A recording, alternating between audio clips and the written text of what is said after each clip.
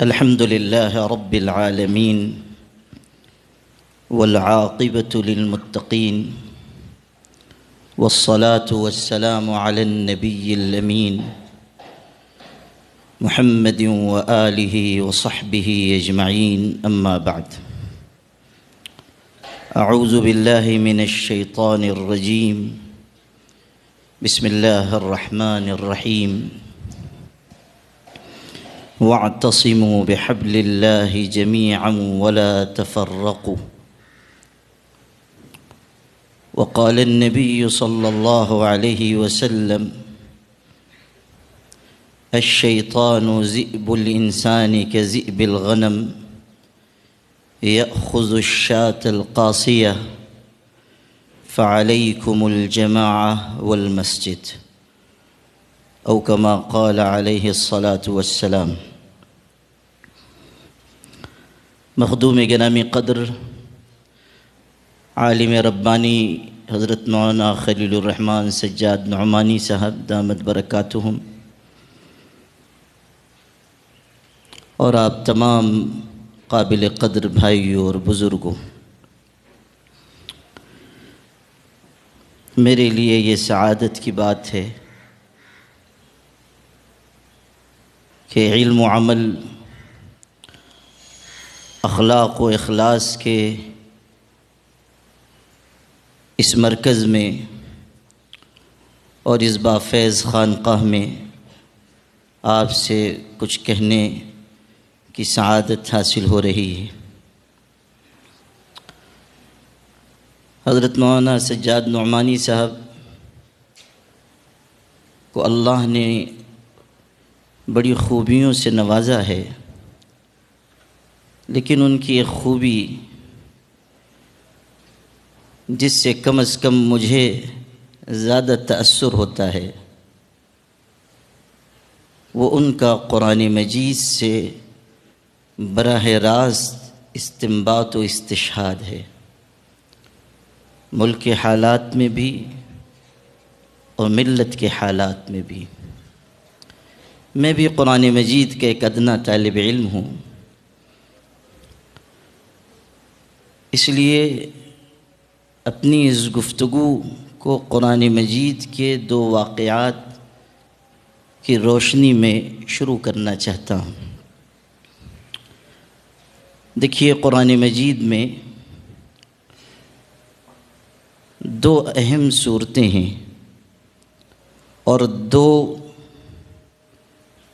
کمزور سمجھی جانے والی مخلوقات کا واقعہ ہے. چیونٹیوں کے نام سے ایک صورت ہے سورہ نمل، شہد کی مکھیوں کے نام سے ایک صورت ہے سورہ نحل. غور کیجئے کہ اللہ نے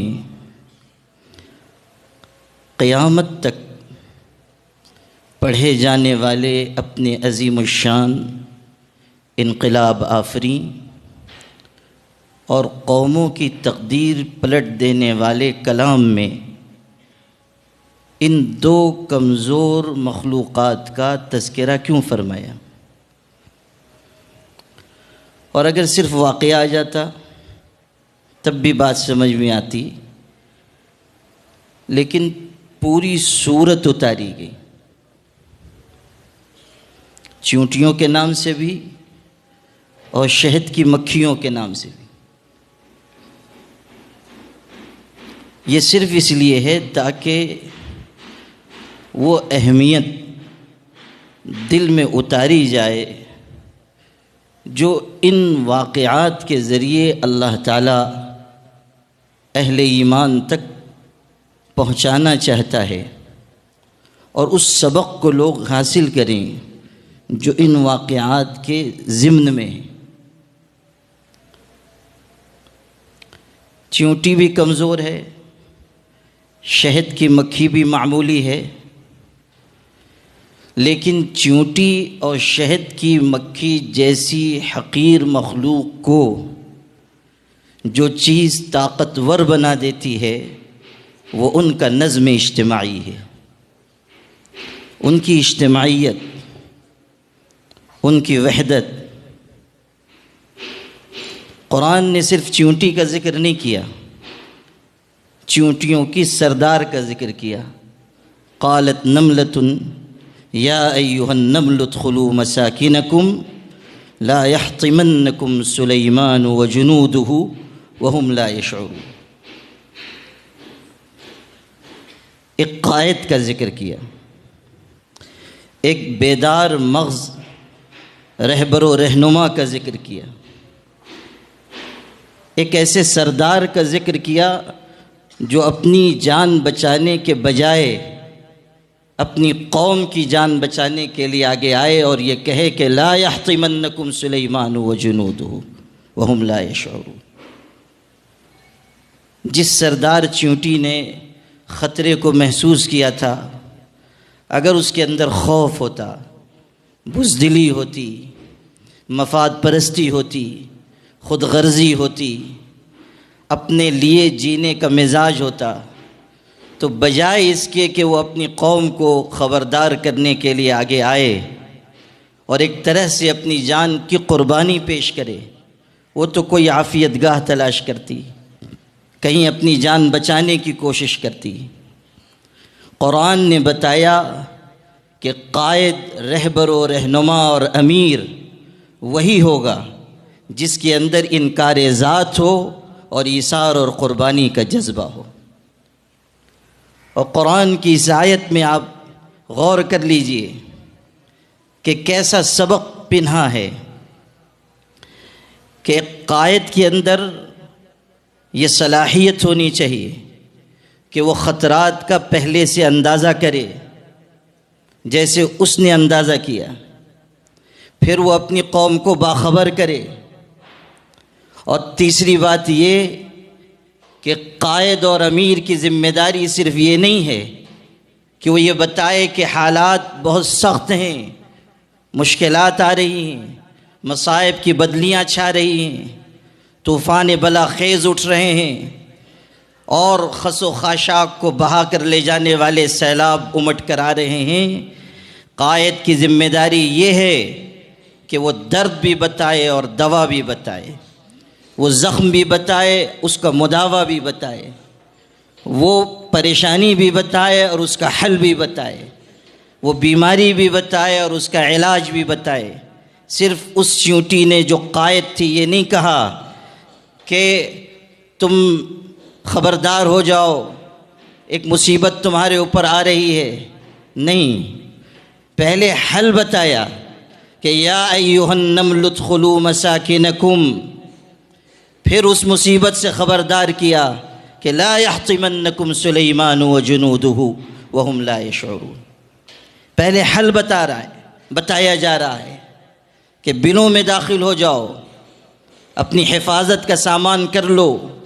خبردار ہو جاؤ، چوکنے رہو۔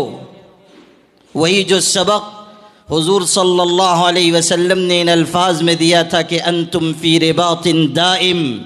ہر وقت تم محاذ پر ہو، چوکنے اور محتاط اور ہوشیار رہو، ایسا نہ ہو کہ بے خبری میں مارے جاؤ۔ اور وہ جو سورہ آل عمران کا خلاصہ ایک آیت میں اللہ نے جمع فرمایا، جو آخری آیت ہے سورہ آل عمران کی، کہ یا ایھا الذین آمنوا اصبروا وصابروا ورابطوا واتقوا اللہ لعلکم تفلحون۔ جہاں حق پر جمنے کی بات کہی گئی اور حق پر دوسروں کو جمنے کی دعوت کی بات کہی گئی، وہیں یہ کہا گیا کہ چوکنے رہو، رابطو، ہوشیار رہو۔ کسی بھی زندہ قوم اور ملت کے لیے ضروری ہے کہ وہ اپنے حقوق کی حصولیابی کے لیے ہوشیار رہے، بیدار رہے، تیار رہے، اور ان مقاصد کے لیے ہمیشہ اپنے آپ کو سمجھدار بنا کر رکھے۔ قرآن پاک بتا رہا ہے کہ چیونٹیوں جیسی حقیر مخلوق کو غالب بنانے والی جو چیز ہے وہ ان کی اجتماعیت ہے۔ ایک امیر کے پیچھے چلنا، اس کی بات ماننا، سر تسلیم خم کرنا، آئندہ کے لیے پیش بندی کرنا۔ آپ چیونٹیوں کی تفصیل پڑھیے کہ کس طرح وہ زندگی گزارتی ہیں، کس طرح وہ ایک موسم میں اگلے موسم کے لیے اپنی خوراک کا انتظام کرتی ہیں، اور صرف اپنی خوراک نہیں، ایک اجتماعی نظم کے تحت ہر ایک کے ذمہ ایک کام سپرد کیا جاتا ہے کہ اتنی مقدار میں خوراک تم کو لے کر آنا ہے اور جمع کرنا ہے، تاکہ اگلے موسم میں ہم پوری طرح حفاظت کے ساتھ اپنے بلوں میں زندگی گزار سکیں۔ قرآن پاک نے اگر واقعہ بیان کیا ہے تو اس لیے نہیں کہ حضرت سلیمان کا ایک قصہ ہے یا حضرت سلیمان کی عظمت بیان کی جا رہی ہے یا چونٹیوں کی زبان سمجھنے کی ان کی صلاحیت بیان کی جا رہی ہے، یہ بتایا گیا ہے کہ قائد کی صفات کیا ہوں گی اور اس کے ماتحت رہنے والوں کا مزاج کیا ہوگا۔ اگر یہ مزاج ہے کہ ہم کسی کو نہیں ماننے والے، ہمیں کسی کی بات پر دھیان نہیں دینا ہے، ہمیں ہمیشہ بدگمان رہنا ہے، ہمیشہ ہمیں کمزور پہلو تلاش کرنے ہیں، ہمیشہ مکھی کی طرح ہمیں گندگی اور غلاظت اور نجاست اور عیب کی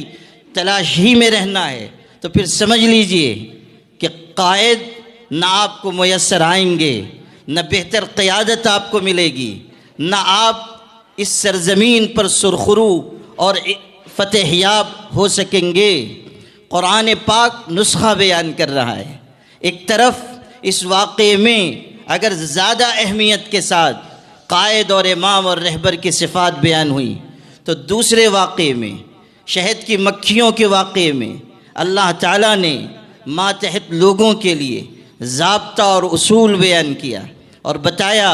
وَأَوْحَىٰ رَبُّكَ إِلَى النَّحْلِ أَنِ اتَّخِذِي مِنَ الْجِبَالِ بُيُوتًا وَمِنَ الشَّجَرِ وَمِمَّا يَعْرِشُونَ۔ یہ آیت بتا رہی ہے کہ ماتحت لوگوں کو کس طرح اپنے مفوضہ امور میں لگ جانا ہے، اپنے کام سے کام رکھنا ہے، اپنی محنت اور جد و جہد کو بڑھاتے جانا ہے، اعلیٰ معیار تک پہنچانا ہے، اپنے قائد کے دیے ہوئے کام کو پوری مضبوطی کے ساتھ انجام دینا ہے،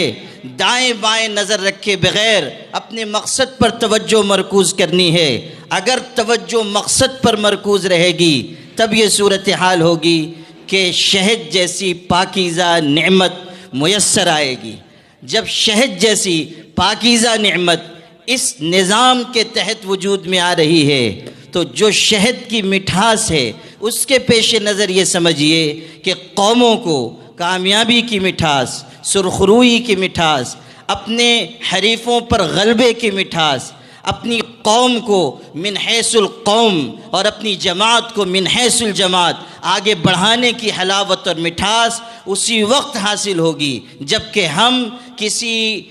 امیر کے ماتحت، کسی رہبر کے ماتحت اپنے کاموں کو، اپنے مفوضہ امور کو پوری توجہ کے ساتھ اور پوری محنت کے ساتھ اور پورے اخلاص کے ساتھ انجام دیں گے۔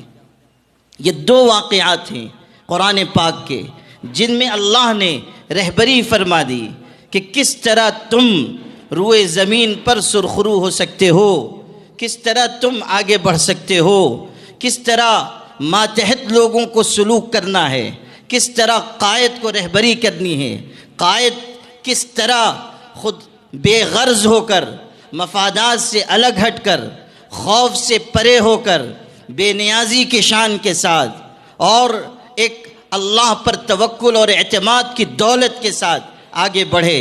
اور پھر قوم اس کا ساتھ دے۔ ہمیشہ یاد رکھیے قیادت آسمان سے نہیں اترتی، قیادت زمین پر تیار ہوتی ہے، اور قیادت تیار کرنے والے لوگ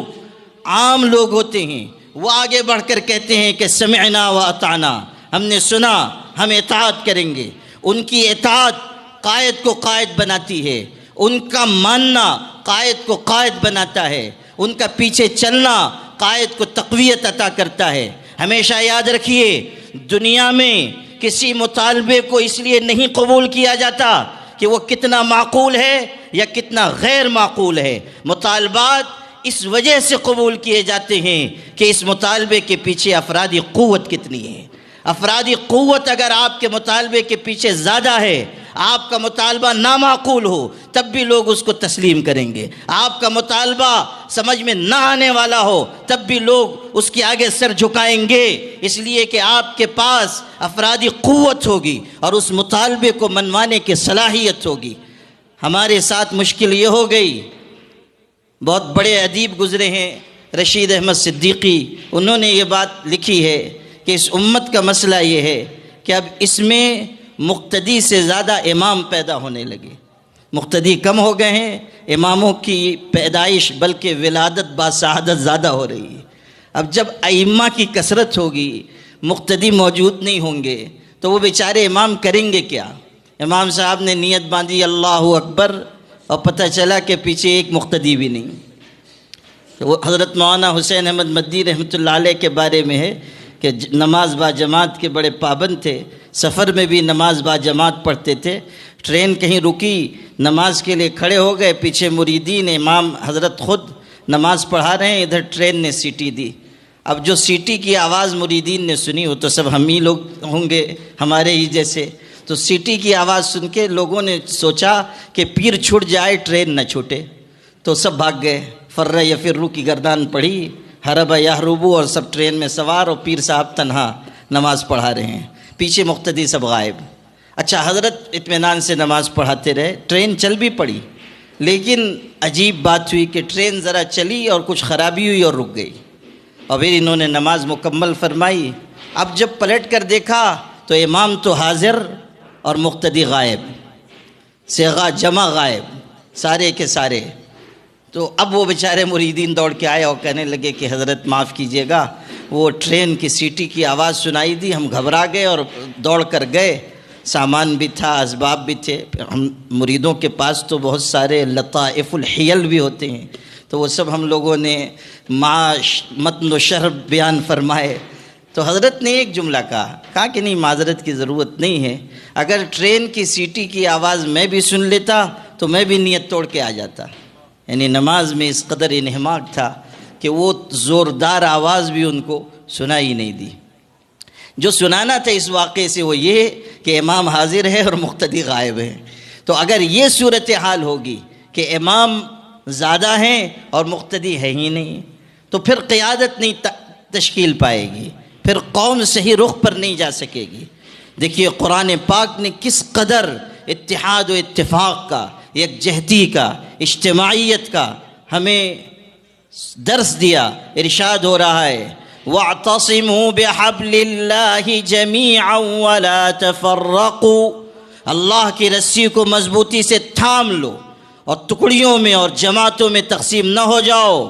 اللہ کی مدد اجتماعیت کے ساتھ ہے، علیکم بالجماعہ فإن ید اللہ علی الجماعہ، اجتماعیت کو لازم پکڑو، اس لیے کہ اللہ کی مدد، اللہ کا ہاتھ اجتماعیت کے ساتھ ہے۔ اللہ کا ہاتھ مطلب اس کی مدد، اس کی نصرت، اس کی طرف سے بھیجی جانے والی امداد۔ وَمَن نَّصْرُ إِلَّا مِنْ عِنْدِ اللَّهِ الْعَزِيزِ الْحَكِيمِ، مدد تو صرف زبردست اور حکمت والے اللہ کی طرف سے ہوتی ہے، اور وہی مدد مغلوب کو غالب اور محکوم کو حاکم بناتی ہے۔ ان تنصروا اللہ ینصرکم ویثبت اقدامکم،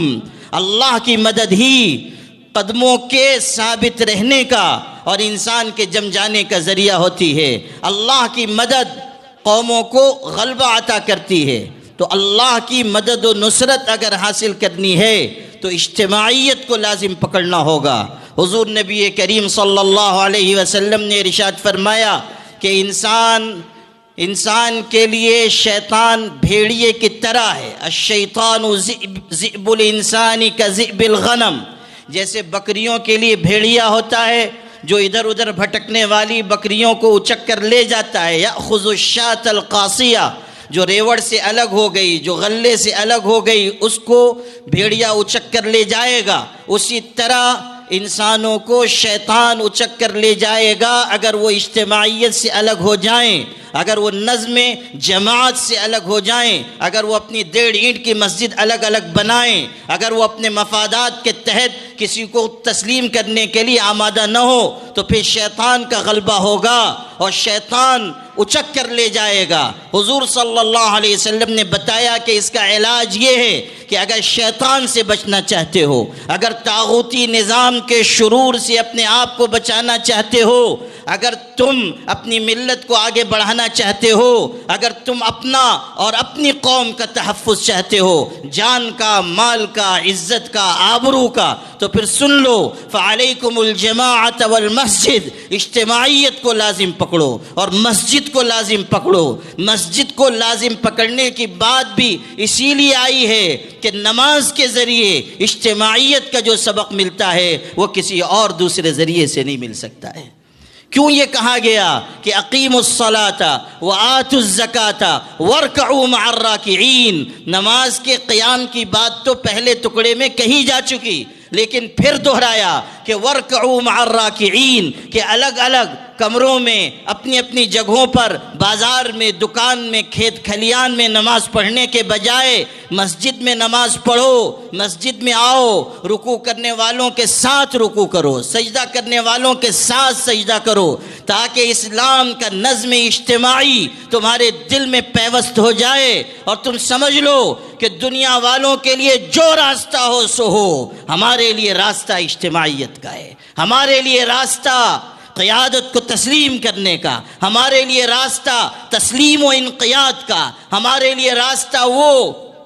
جو اس طرح سکھایا گیا تھا کہ اذا دعوا الی اللہ ورسولہ لیحکم بینہم ان یقولوا سمعنا واطعنا۔ یہ صرف صحابہ کے لیے نہیں ہے، ہر دور میں جو انبیاء کے وارث ہوں گے، جو انبیاء کے راستے پر چلنے والے ہوں گے، جو نبی آخر الزماں حضرت محمد مصطفیٰ صلی اللہ علیہ وسلم کے وارث ہوں گے، جو ان کی صفات کو اپنانے والے ہوں گے، جو ان کے شمائل کو اپنانے والے ہوں گے، جو ان کی طرح ملت کے درد سے معمور ہوں گے، جن کے اندر تڑپ، کڑھن اور فکر ہوگی، تم ان لوگوں کے لیے وہ طریقہ اختیار کرو جو بیان ہو رہا ہے، سمعنا و اطعنا، ہم نے سنا، ہم نے اطاعت کی، ہم نے سنا، ہم نے مان لیا، ہم نے سنا اور ہم نے اس راستے کو اپنا لیا۔ یاد رکھیے، ہمارے زوال کا، بے بسی کا، ہماری بے کسی کا، ہماری پریشان حالی کا، ہم پر قوموں کی یلغار کا، قوموں کے تسلط کا، اور ایسے لوگ جن کو استنجا کا طریقہ نہیں، جو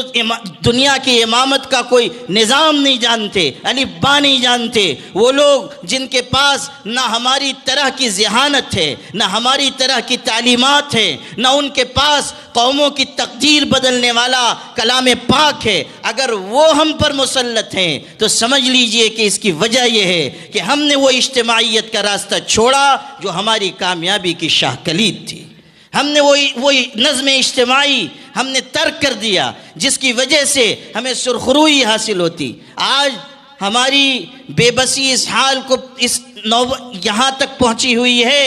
کہ جو چاہ رہا ہے ہم پر یلغار کر رہا ہے، یہاں تک کہ آخری حد ہو گئی کہ ہمارے آقا حضرت محمد مصطفیٰ صلی اللہ علیہ وسلم کی شان اقدس میں نہایت درجہ گستاخانہ باتیں کہی جا رہی ہیں۔ یہ اس لیے کہ ہم منتشر ہیں۔ اگر ہم نظم اجتماعی کے تحت ہوتے، اگر ہماری ایک قوت ہوتی، تو ایسے غلیظ، منحوس، خبیث اور ناپاک لوگوں کو کبھی یہ جرت نہ ہوتی کہ وہ حضور کی شان اقدس میں گستاخی کریں یا آپ کی سیرت و شمائل پر کیچڑ اچھالیں۔ ہمارے انتشار نے، ہمارے آپس کی دوریوں نے اور ہمارے مفادات کے پیچھے چلنے نے یہ موقع ان کو فراہم کیا ہے کہ کائنات کی سب سے مقدس ہستی کو ایسی مسخ شدہ شبیہ میں پیش کیا جا رہا ہے جو ہمارے دل کا ناسور ہے۔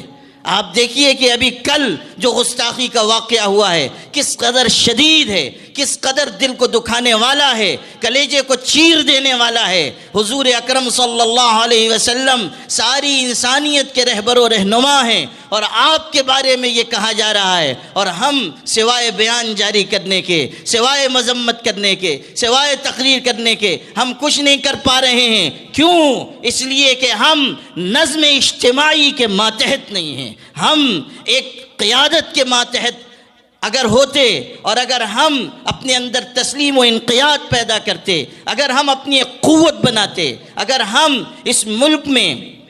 اپنے آپ کو قرآن و سنت کے سائے میں زندگی گزارنے پر اپنے آپ کو آمادہ کرتے تو ہمارے ساتھ ایک مضبوط قوت ہوتی، اس قوت کے ذریعے ان فتنوں کا مقابلہ آسان ہوتا۔ اس لیے میرے بھائیوں، ضرورت ہے کہ ہم قرآن و سنت کی طرف لوٹیں۔ یہ جو کہا جاتا ہے کہ اللہ کے رسول صلی اللہ علیہ وسلم کے طریقے میں کامیابی ہے، اس کا مطلب یہ نہیں ہے کہ مسواک کر لیجئے اور کامیاب ہو گئے، اور لمبا کرتا پہنیے اور کامیاب ہو گئے، اور کچھ اور جو مشہور سنتیں ہیں ان پر عمل کر لیجئے اور کامیاب ہو گئے۔ حضور کے طریقے میں کامیابی کا مطلب یہ ہے کہ اجتماعی جو بھی منصوبے بنے، ملت کو سرخرو کرنے کے جو بھی منصوبے بنے، ملت اسلامیہ کی فلاح و بہبود کے لیے جو بھی مشورے کیے جائیں، جو بھی تدبیریں اختیار کی جائیں، ان میں اپنی سمجھ، اپنی عقل، اپنے تجربے، اپنی صلاحیت، اپنی مہارت کو پیش نظر رکھنے کے بجائے کتاب و سنت کو پیش نظر رکھا جائے۔ ہم اللہ کے رسول کی سنت کی طرف لوٹیں کہ حضور کا طریقہ کیا تھا، آپ نے کس طرح محنت کر کے ایک نظم اجتماعی قائم فرمایا، آپ نے اس نظم اجتماعی میں سب کو پابند بنایا، آپ نے اعلان کر دیا کہ اگر کوئی حبشی غلام بھی ہو جو تم پر امیر مقرر کیا گیا ہو، کشمش کی طرح اس کا منہ ہو، یعنی شکل و صورت بھی اچھی نہیں، سماج میں اس کا کوئی مقام بھی نہیں، غلام ابن غلام ہو، تب بھی تم اس کی اطاعت کرو، اس لیے کہ نظم اجتماعی کے بغیر کامیابی کا تصور نہیں ہے۔ یہ چیز ہمارے اور آپ کے سمجھنے کی ہے کہ حضور صلی اللہ علیہ وسلم کے طریقے کی طرف ہم رجوع کریں۔ حضور ارشاد فرما رہے ہیں کل امتی یدخلون الجنت الا من ابا قیل من یأبا یا رسول اللہ قال من اطاعنی دخل الجنہ ومن عصانی فقد ابا۔ فرمانے بخاری مسلم دونوں میں روایت ہے، ارشاد ہوا کہ میری ساری امت جنت میں جائے گی مگر وہ جو جنت میں جانے سے انکار کرے۔ صحابہ کو حیرت ہوئی، پوچھا اللہ کے رسول جنت میں جانے سے انکاری کون ہوگا؟ آپ نے فرمایا سنو، جو میری اطاعت کرے گا، میرے راستے پر چلے گا، میرے طریقے کو اختیار کرے گا، میری سنت کو حرز جاں بنائے گا، میرے اسوہ حسنہ کو مشعل راہ بنائے گا، مینار نور سمجھے گا، وہی جنت میں جائے گا۔ اور جو اپنا راستہ الگ اختیار کرے، جو سنت سے کٹ جائے، جو میرے اسوہ حسنہ سے کٹ جائے، سن لو وہی ہے جنت میں جانے سے انکار کرنے والا۔ آج کتاب و سنت کا ہمارے لیے سب سے بڑا پیغام یہی ہے کہ ہم ایک مرتبہ پھر اللہ کی کتاب کی طرف اور رسول کریم صلی اللہ علیہ وسلم کے طریقے کی طرف لوٹ جائیں۔ 25 کروڑ کی یہ ملت اگر سرخروئی چاہتی ہے تو اس کے لیے اقتدار کے نقشوں میں سرخروئی نہیں ہے، محمد عربی کی غلامی میں سرخروئی ہے۔ دنیا یہ سمجھتی ہے کہ عزت کرسی میں ہے، اقتدار میں ہے، طاقت میں ہے، قوت میں ہے، دولت میں ہے، شہرت میں ہے، منصب میں ہے، لیکن ہم یہ سمجھتے ہیں کہ کامیابی اگر کائنات میں کہیں ہے تو وہ محمد الرسول اللہ صلی اللہ علیہ وسلم کی غلامی میں ہے۔ دنیا یہ سمجھتی ہے آگے بڑھنا کامیابی ہے، ہم یہ سمجھتے ہیں کہ پیچھے ہٹنا کامیابی ہے۔